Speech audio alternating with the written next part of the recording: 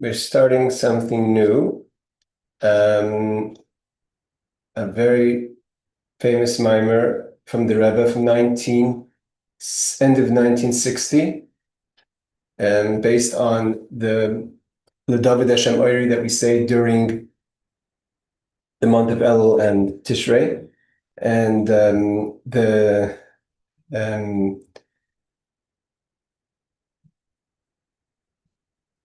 this is a Maamar based on the previous Lubavitcher Rebbe's Maamar, very deep, with a very deep concept. So we're going to go through it slowly, maybe get through it before Rosh Hashanah, 20 minutes, 25 minutes at a time. So the Rebbe says like this. The Rebbe says, let me see that the Zoom went on. Okay. Seems to be a little slow here. So it says the Chomer Libi. We say in the capital the Chomer Libi, Bakshu Poneh. So what does it mean, the Chomer Libi? To you, my heart says, seek my innermost depth. So maybe so the previous Rebbe brings in this Maamar, he says that what does it mean, L'cha Omer Libi? He brings down Pirush Rashi, what Rashi says on the pasuk. We have Rashi on the Navi as well. And what does Rashi say? Rashi says, what does it mean to you? L'cha, to you. There's two explanations. One explanation Rashi says is bishvilcha bishlichuscha, meaning to say the heart is saying bishvilcha, on behalf of God, as a messenger of God, as a continuation of the pasuk says, Bakshu Panei, seek out my innermost depth. And the second explanation that Rashi gives is that l'cha means b'mkoimcha, in place of God. So you have to understand what that means. What does it mean in place of God? And also, what does it mean in b'shvilcha, on your behalf, as your messenger, our heart talks to us. So the Rebbe is going to explain this all. There's going to be two. We're going to get into this a very deep Maamar. That the first part of the Maamar is really to describe what is it exactly that the pasuk is saying. What is the Avodah, and then to understand what's really the uniqueness of the Avodah of the service. So Maamar the Maamar continues. The Rebbe says that in the continuation, the verse says, my heart says to me, on your behalf, as God's messenger, in your place, Bakshu Panai, seek out my innermost depth. So the word Bakshu also has two prushim. The basic word Bakshu is from the word Bakasha. Which Bakasha means to seek out. But the Rebbe says there's two explanations in the word Bakasha. Shebakasha hu bakashu tchina. It's pleading. When you plead, it's also bakasha is also a quest. If you're asking for something, I have a bakasha from you. I have a quest from you. And tchina, which means even deeper, I plead with you. And ushabaksha, what does it mean? Bakshu panai is bakasha v'chipus, to seek. So one is that we plead with God, and the other one is that we seek out God. Like chipus means to look for something. The Rebbe explains in the Maamar, these two ideas, to bakasha tchina, to plead and to ask, and bakasha v'chipus, to look, levakish, to check, and to seek out, are both betfilah, are both within different stages of prayer. The tefillah, because what is prayer? Hi bakasha tchina. Tefillah generally is that we're asking for things and we're pleading for things.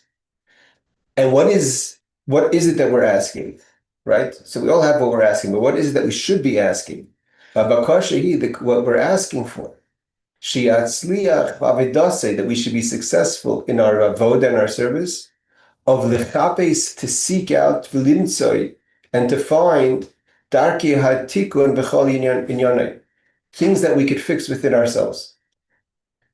So we have the bakasha, the pleading, what we're davening and davening is, what we're pleading and davening is. Bakasha from asking, tchina, pleading, is that we should be able to know how to seek, find what needs to be fixing so we can fix it.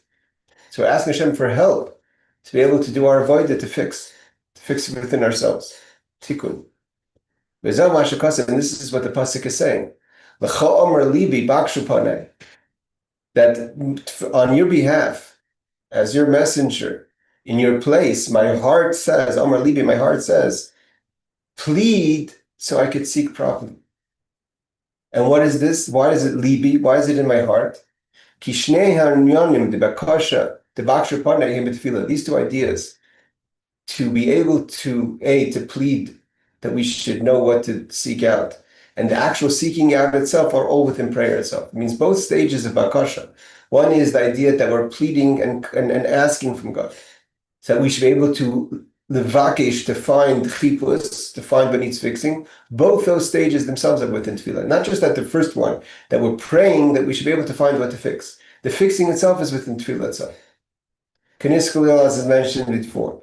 And why? So therefore it says Libi. That's all centered around the heart. This verse of Tehillim in chapter 27 says Libi, my heart. Why? Because tefillah hi avodah sh'b'lev. Because tefillah, prayer, is the service of the heart. So the prayer, the seeking, and the prayer of requesting to find the innermost depth of Hashem is all within the heart. And the Rebbe continues, the Rebbe continues, what does it mean that there's service of the heart? There's betoich alev ve'im alev. There's a service that's within the heart itself. The heart is the final product. That in the heart itself, there's avodah, the service, to reveal something. The tikkun, this thing that we're seeking, and we're going to see there's different stages, is all within the heart itself, or im halev, with the heart. So to say, the heart is a tool to accomplish something. So the Rebbe says, the Rebbe says we could say, the shnei inyanim elu heim behesim the shnei perushim b'bakshu panim. So these, now the Rebbe is going to align. We have so far the lacha. What does lacha mean? So Rashi quotes, the Rebbe quotes two ideas. The first idea is lacha means in your place as your messenger, or lacha, on your behalf and as your messenger, or two, in your place. Then we say that there's two levels of the word bakasha. One is to plead, and one is to seek. Then we said there's two levels within the heart.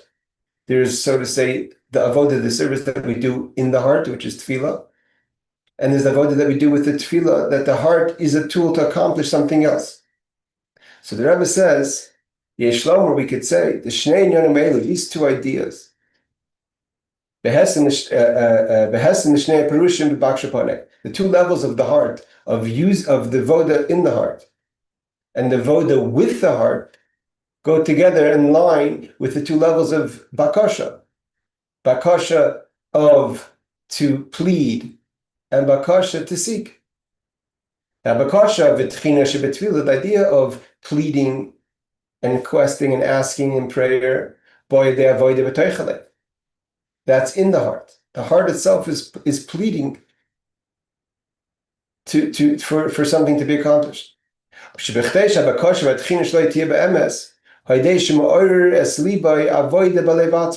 order that this idea of having proper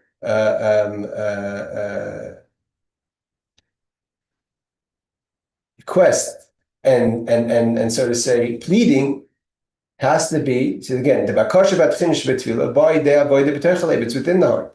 The idea that you should be able to seek properly and desire properly, is after waking the heart itself, which is avodah b'alev atzmi, it's avodah in the heart with the heart itself. The idea that we said that there's prayer, the level of prayer which is to seek, to find things that have to be fixed. How are we going to fix things? We're going to use our heart to find that we're finding the things that need to be fixed. And what tool are we going to use to fix the parts within ourselves as our heart? The heart is going to be the tool to fix something. So there's avodah in the heart, that's the pleading. The fixing, the seeking, so we can fix, that's with the heart. It's not in the heart. It's not about a feeling of the heart separate from any accomplishment. It's that the heart is the best tool to accomplish what needs to be fixed. Let's go a little further. Var Zeh, to explain this, Magdim Maamar Mashikasi, he explains what it means in Wibsari Echselika, that I could analyze my basar, my flesh, and I could see godliness. The word Echsel is like a vision. I have a vision of godliness from analyzing my own flesh. The Tzarech L'Havin, one has to understand. Hariya'ikir hu nefesh. The main, if you want to see God, look in your soul. Why does it say umibsari, for my flesh? So to say, my physical body, echs, I see God. If your physical body, see a living thing. You want to understand the character. You want to find godliness within yourself. It's the soul that's within the body. So why does it say analyze the body itself? Maamar, so it explains, there's two ways to see something. There's Riya Sichlis, everything is going to come aligned with each other, all these two levels. And what, just to say outside of it, the idea is that we're going to try to figure out what is considered the essence of the Avodah and what is the highest level of Avodah. And they're not the same thing. There's not the highest level of something is always what is the most celebrated of avodas. You can have sometimes a person can be a tzaddik, right? A person can be very righteous, never did anything wrong, such a holy person. But we say where a Baal Tshuva stands, where the Baal Tshuva stands, the tzaddik can't even come close. So though the tzaddik is perfect, so as far as holiness goes, and you want to say what's perfection, that's the tzaddik. What's the higher avodah as far as accomplishment goes is the Baal Tshuva, the person who tasted sin and has to return and work on themselves. The same thing over here. We're trying to figure out first, what are these two levels? And after we define what these two levels are within the heart, the seeking, the praying, the libi, the heart, the levels of the heart, the prayer and all that, we're going to try to understand which is the higher of the two levels. What is the celebrated part? Is it the celebrated part to be totally disconnected from the world, to get to your essence of your heart? Or are we celebrating the accomplishments with the heart? Right? Over here we said there's avodah b'toch halev, in the lev, and im halev, with the heart. So seemingly, if you're using the heart as a tool, it's just a byproduct.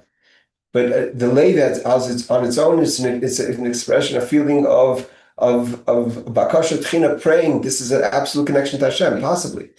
But as far as what the kavon is, what's the intention within creation, it's possible that the avodah im halev, with the heart, is greater than the avodah b'toch halev. Let's see how he explains it. He says, he explains Mashkasav again, where it says, for my flesh I see God. The Tzarech L'Havin we have to understand. Why do we say that we look at my body and we find God? It's analyze your soul. Why do we say for my flesh I see God? So he explains. There's two ways to see something. Riya Sichlis, to see something in your mind, a comprehension, a clarity of understanding. Riya Muchshis, and to see something physically. The Riya Sichlis, when we talk about something that we understand in the mind and intellect, that's connected more to the soul. We're understanding something. The Riya Muchshis, but to see something actually. What do you see? You actually see your body. It's not just what you're seeing, that you see something physically, or you see something in your mind, but also what's being seen. Everything that lives has a body and a soul. Even something that's physical, a creation, a stone, a tree, there's the soul to everything that exists. That's its life force. Even spiritual things, angels, spirituality, there's what's called the body of something, right? There's the goof of Torah. Even Torah has the goof and the neshama. The goof is the laws of Torah. The neshama is the chassidus, is the Kabbalistic parts of Torah. Everything has a goof and a neshama. Therefore, when he starts, that where do we want to see godliness is not in the soul part, so to say, the spirituality part, the esoteric part of the concept that we're looking at, but in the physicality of it, the flesh. What does it mean? What are we trying to accomplish? Where do you want to see God? It's not to see it in your mind, but to actually physically see godliness. The Yeshem and Yonim Alikus, what does it mean physical? There are certain things of godliness. Now he gives an example, like Hashgacha Pratis, divine providence, where you see clearly Hashem's hands in what's happening in the world, in your life or around you. Where a person could see clearly. It's not even a question. There's no doubt that this is the God's hand within the world. The Yeshem and Yonim Alikus, the Rebbe continues. What does it mean that for my flesh I see God? The koiches ha-nefesh ha'adam mishtalshlis me'asfir sh'lamayla. We know that the soul of the person comes from the spheros, the 10 components of within godliness, the 3 intellectuals and 7 emotions, which are the moich, chochma, bina, das, and gvur, chesed, tiferes, netzach, hod, yisod, malchus. And from those 10 spheres comes the 10 components, the 10 kochas within the person. Like it says, let's make man in our image and our form. It's not just in our image and form physical, but also image and our form in the makeup. That a person is made up of 10 components, the 10 spheres, 10 strengths. So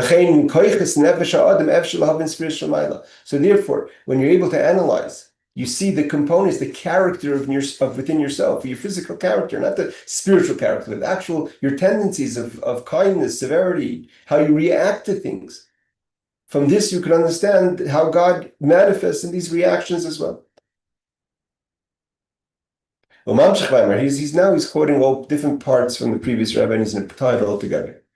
Maamar, the Rebbe continues, it's a very difficult Maamar, and when you listen to it, when the Rebbe says it, the Rebbe said it very emotionally, cried quite a bit, and kind of the way they edited this is an edited Maamar. It's kind of put together a lot differently than if you listen to the Maamar. So he says, Maamar, the Rebbe continues, so after he explains that a person can see godliness from the physical of the flesh, then he goes back. Then what does it mean before? That a person has to work with the heart or within the heart. So how do you awaken the midos, the attributes of the heart, which is mipsari? From yourself, you can understand godliness. So you look at yourself, you analyze your character, you understand that these characteristics are within Hashem. And now you're going to try to work on these characteristics of yourself to align them with the characteristics of Hashem. That your kindness should reflect God's kindness. So he says, how do we do that? In order for a person to awaken the attributes in the heart, so to say, to make them available for change and direction, there has to be preparation. Just like you can't stick a seed. This is in a concept Dr. Rebbe says many times, you can't stick a seed into the ground. You have to plow it, you have to soften the earth. Chrisha, there's all the parts that we have to do to make the earth an available receptacle to the seed, so the seed could grow properly into a plant or a tree or a vegetation. So too the heart, which is, so to say, the ground of the person, that we're trying to awaken within it the emotions and to align those emotions with the emotions of Hashem. So you have to prepare the heart for that. The heart is not naturally prepared, like an earth is not naturally prepared for growing. Although that one would say, what do you have to do when you contemplate about God? Your emotions start to respond to that information. We know his abundance about God, that all the Psukkah, the Zimra, and the davening is all that. When we say Shema Yisrael, we should feel the love, we should feel the yichud, that we should want to connect. So that's the hisbonenus, but he says that's not enough. In order for the hisbonenus to work, in order for the ground to be a ground that's ready to be receptacle to start being worked on, to start growing, giving growth of av and ira, of love and fear, you have to work on the ground, on the heart. And what does that mean? It's not just that you want to have the emotions to be alive, but you also by hisbonenus, but you want that the light of the mind, what you're contemplating, should be able to light into the heart and awaken the emotions. There has to be a hanachana even for hisbonenus, a preparation for hisbonenus. And what's that? Gamitadelev. It's not just that the mind, see, hisbonenus is an exercise of the mind. And if you think hard enough and you think long enough and you pay attention strong enough, so your heart should respond. But that's all the hisbonenus is on the mind. But in order that the heart should respond, the heart, who's the vessel of the light of the mind itself, has to be worked on. That means there has to be work on the heart itself. And what is this preparation to make the heart a receptacle to the light of the mind, of this bonus, to start the process of feeling properly? So he says, that before we even start davening, which davening is the hisbonenus. Again, this whole pasuk, my heart is saying on behalf of God, in place of God, Bakshupane, seek the innermost depth of God. We're trying to build a relationship, and this relationship happens in tefillah, where we're using the heart to both fix ourselves and to elevate ourselves. We're trying to, so in order for this all to start happening, the heart has to start off to be a receptacle to all this avodah. So he says, that before we even start davening, there has to be what's called merirus, bitterness. Bitterness is in place of what we have of plowing the field. Just like by plowing the field, you soften the earth. When a bitterness, this is it's not, again, the bitterness, merirus is not depression. Merirus is a bitterness. That what are you bitter about? He explains. The ideation is when a person thinks about it. We're not talking about thinking about God first. First, think about yourself. And what are you thinking about? The tachlis, you read this in Shema, what's the tachlis? What's the purpose of my soul coming down here? I was born into this world, into a physical body. I'm going to live, Be'ezus Hashem, 120 years. There's a purpose. What is the purpose? That this descent into the challenges of this world that the neshama does not have in heaven is in order to achieve its elevation, like Chassidus talks about length. Shaydei Avidasa, he explains that through this avodah of the soul, in Torah mitzvahs, both in the prohibitions and the positive commandments, that every descent has to have a gain. You don't go back to where you started from, because then there's no purpose of that. If you invest $100 and the return is $100, it's not an investment. It's a waste of time. You could have just kept $100 in your pocket. Waste of energy. You lost all that time and energy and focus. So the idea of coming down has to be a yerida tzarech liyah, that you have an elevation. And how do you do that? You elevate higher through Torah mitzvahs. He's not going to go into discuss this right now, but this is explained many times in Chassidus in detail. What's this elevation that the neshama, the soul, only gets through coming down to this world? So what you're thinking is that obviously there's a purpose for me to be here. And that purpose is that the soul gets an elevation by coming down to this world through doing Torah mitzvahs and the challenges and the prohibitions and the positive commandments and all the things that we have to accomplish, that we're meant to accomplish. And then you think about how am I acting on my purpose? How am I doing in the job that I've been given? Not only am I not doing Torah mitzvahs the way I should, to achieve this elevation, which is the purpose of my coming down to this world. And therefore, my elevation is not going to be complete because I'm not doing the things that would complete my elevation. I'm not behaving according to the level that I should. But even worse than that, there's negative things that I'm doing, things that are not desirable. So not only am I not being productive, that my soul came down to a certain depth, and I'm lowering it even deeper than it was, or lower than it was initially, by doing the transgressions or doing the things that are not positive. And there's many levels of that. It doesn't have to be an open sin. It could be the preoccupation, what matters, agendas, all those things that tie you down and bring you lower than where you're supposed to be. You're supposed to go to a certain depth to be able to do Torah mitzvahs and start elevation. Instead, you're getting caught in the depth and bringing it down even lower. Or befrat, when a person continues to think about it. That when you think, they're not just about what happened to your soul, but you think about what Chassidus explains, it's like an example of the oichnis rosh shamela. That it's as if a person, when you're down in this world, and not only you're not elevating your purpose, but you're actually descending. It's like you're taking the king and sticking his face into the toilet. And you think about this. So what's the purpose? What's the whole idea? And what is going to happen when you think about this? The Rebbe says, Yavir l'merir skudayla. It's going to bring you to a bitter reality. I mean, the proof is that at the end of the day, the only thing that comes back to the other world when it's the day of judgment, you come back naked like this when you went in. You don't have all the things you've worked on. This is only the ma'asim tovim, the acts of good deeds and mitzvahs and Torah mitzvahs that you've done. And instead of getting that accomplishment, you've lowered yourself and you actually stuck the king's head in the toilet. So that brings you to merirus. And again, merirus is a part of avodah. The merirus, this contemplation of trying to understand what am I doing here? And how am I not accomplishing what I should be accomplishing? How I'm being counterproductive of what I'm supposed to be accomplishing. Makes a person bitter. And that bitterness starts to break the heart. That's like a person plowing the heart. So though it seems like it comes in sequence. It's almost to say that the sins themselves, the distance themselves, the unachieving of itself is part of this avodah. Because by not achieving, not that you're looking to not achieve, but when a person realizes that you're not living up to the standard that you're expected or what was expected of you, brings a bitterness, and that bitterness starts to break the physicality of this heart. And that makes the heart a receptacle. You start doing habizboinus in davening, about Ma'gadlu Masecha, Ma'rab Masecha, the angels, all the things that we talk about in davening. Then the heart is a receptacle to start responding to that. So if you wonder why is it that I daven and I'm not responding, because you never worked on your heart before you started to daven. By Ideam Riris, and after a person goes through this bitterness in self-contemplation of what's going on, is nasa charisha b'karka livave, that is making the plowing, the dirt of your, so to say, the earth, the ground of your heart.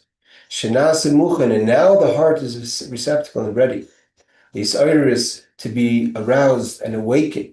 Ideas bonus now through your mind. Again, the heart is now receptacle, but you have to plant, and that's through the mind.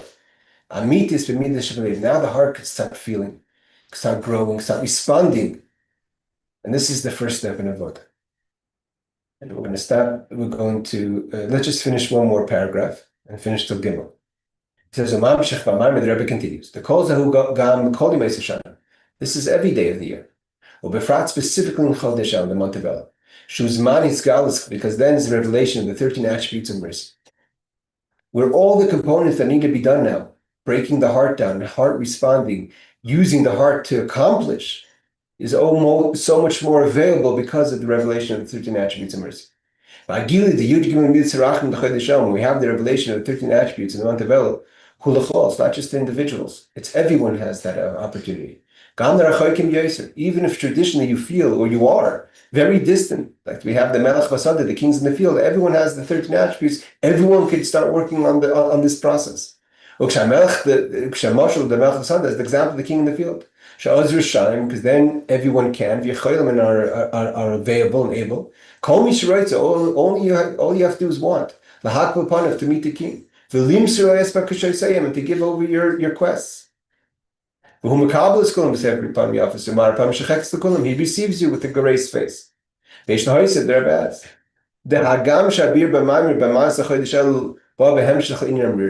Although, seemingly, what the PDT Rebbe is saying, that Elul, as a continuation of the Avodah, we said, initial working on the heart to bring the bitterness, to break down the heart. Because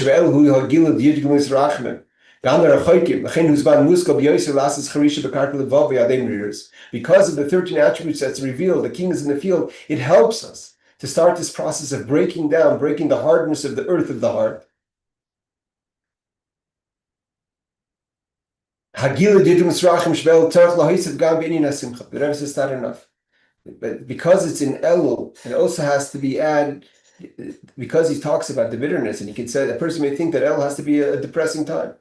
But there also has to be simcha while you're working on the bitterness of your heart. Why? Because while you're doing this avodah, and oh, you're bitter, the king is standing next to you smiling. He's showing you a radiant face. So we should respond accordingly. In our greater simcha, in our ability to break down our heart and feel this bitterness. And the Rebbe continues. What does it mean? That on your behalf, my heart, as your messenger, what does